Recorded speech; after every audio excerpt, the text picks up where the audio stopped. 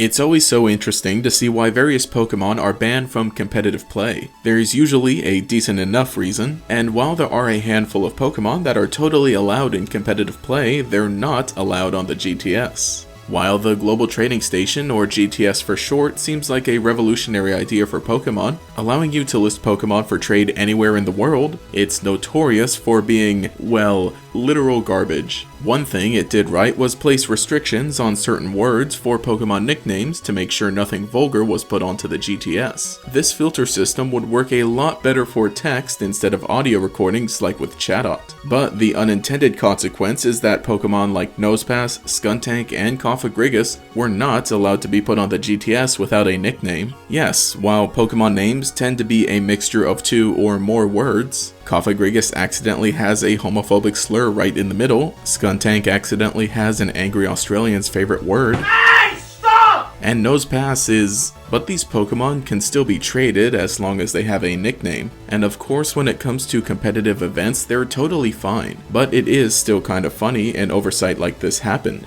While I already talked about Cofagrigus, Skuntank is a pretty cool Pokémon as well. It has one of the best typings in the game, even though it was pretty much always outclassed by Drapion, which has better defenses, but it at least is the signature Pokémon of Jupiter from Team Galactic, which is also cool, even though I'm more of a Mars fan myself. I know there's a long list of other animals that Pokemon have yet to be based off of, but I just think it's pretty neat we got a skunk Pokemon when we did. And Skuntank ended up being pretty cool, getting the ability Stench, which is kind of funny. Nosepass has always been a funny looking Pokemon. Its first sprite made it look so weird, but when it later got harder edges, it looked a lot better. Its evolution Probopass, though, is one that only a mother can love, or maybe even Roxanne. But Nosepass itself has such a fun strategy, which lets a level 1 Nosepass do some funny shenanigans. Nowadays, things have been fixed, and Nosepass, Skuntank, and Cofagrigus have been released from their prison. Before, the filter was in the GTS, while now it's on the Nintendo consoles themselves, which prevents vulgar nicknames from being given to Pokemon. But aside from just vulgarities, technically any Pokemon can be banned from competitive play if it's given a nickname that's a name of another Pokemon. For example, if you've seen any of my live streams, my famous Litten that is nicknamed Rowlet isn't allowed as it is. That is one interesting tidbit, so I figured I'd mention it here, because it goes along with the whole names being banned in Pokemon. This one definitely makes sense just to avoid confusion, especially when you got Pokemon like Ditto and Zoroark running around. It's so weird to think of these Pokemon as being banned when they did nothing wrong. When it came to Chatot, it was because its signature gimmick of chatter inherently had the potential to be exploited, while Cofagrigus, Skuntank, and Nosepass didn't even have to be changed from any input by the player. Again, it was a pretty insignificant restriction, literally just an oversight of a filter set in place. These Pokemon weren't difficult to get, so if anybody wanted to obtain them and use them in battles, they were totally free to do so. I mean, Skuntank was a version exclusive, so if you needed one, the GTS was out of the question. But this filter was apparently only in place during Generation 5, so when Skuntank debuted in Generation 4, everything was fine. The problem was never the Pokemon, it was always the GTS. I do understand why this filter was put into place, but this, along with the ability to request ludicrous trades, I just never liked the GTS and never really used it. Now that the Pokemon community has grown and better connected through the internet, it's much easier to set up trades without it. These 3 Pokemon being excluded from a small portion of the game is overall pretty forgettable, especially as the problem was later addressed and fixed. It's nowhere near the level of other Pokemon being restricted from competitive online play ever since they were released, or Pokemon that had to have their entire gimmick changed in order to fit in. Nothing about these Pokemon had to be changed and was inherently wrong, so within the course of a generation things were fixed and everyone was able to move on. It's just neat to see that they were part of Pokemon history, and so that's the story of the other banned Pokemon.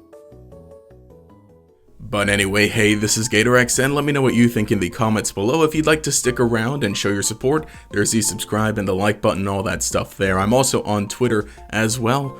But anyway, this has been GatorX. Have a nice day.